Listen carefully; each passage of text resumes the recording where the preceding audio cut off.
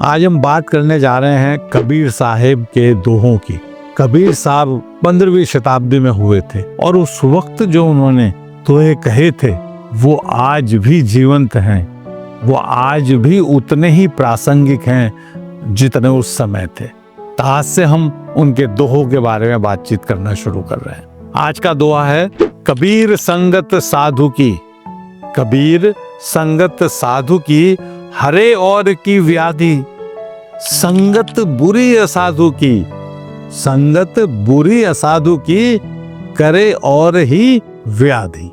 अर्थात अगर हम किसी साधु की संगत करते हैं तो हमारी जितने भी व्याधियां हैं वो सब दूर हो जाती हैं, और अगर हम किसी असाधु की संगत करते हैं तो हमारी व्याधियां और बढ़ जाती। यहाँ साधु से मतलब उन लोगों से नहीं है जो भगवा वस्त्र पहनते हैं, जो केवल ज्ञान बांटते हैं।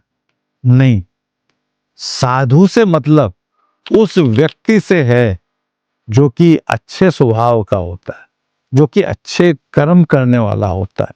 और यहाँ इसका मतलब यही है कि यदि आप अच्छे कर्म करने वाले अच्छे व्यक्ति के साथ संगति करते हैं तो आप स्वयं भी अच्छे होते हैं। हम अपने जीवन में कई बार देखते हैं, हमने तो देखा है कि पेरेंट्स हमेशा ये ध्यान रखते हैं कि उनके बच्चे की संगति कैसी है, क्योंकि जैसी संगति होगी वैसा ही उसका डेवलपमेंट होगा। इसलिए जब कभी वो बुरी संगति में पड़ जाता है तो उसे वहां से हटाने की कोशिश करते हैं, उसे दूर करने की कोशिश करते हैं। इसी प्रकार आपने सुना होगा, एक पुरानी कहावत है कि एक मछली सारे तालाब को गंदा कर देती है। उसी प्रकार एक असाधु व्यक्तित्व पूरे समाज को खत्म कर देता है।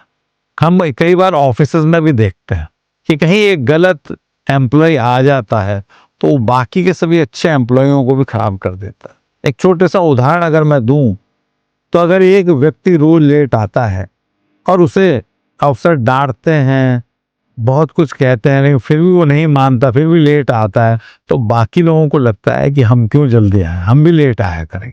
तो ये क्या है? ये संगति का असर है कि वो व्यक्ति ऐसा कर रहा है फिर भी कंपनी में है तो हम क्यों ना करें। इसलिए ये कहा गया है कि संगति का जीवन में बहुत बड़ा रोल है। अच्छे व्यक्तियों की संगति हमें और अच्छा बनाती है, हमें बहुत ऊंचाइयों तक ले जाती है, और बुरे व्यक्तियों की संगति हमें बर्बाद कर देती है। इसलिए हमेशा हमें अच्छे लोगों की संगति करनी चाहिए। ये कबीर साहब कहकर गए थे 15वीं शताब्दी में, जो आज भी सच है।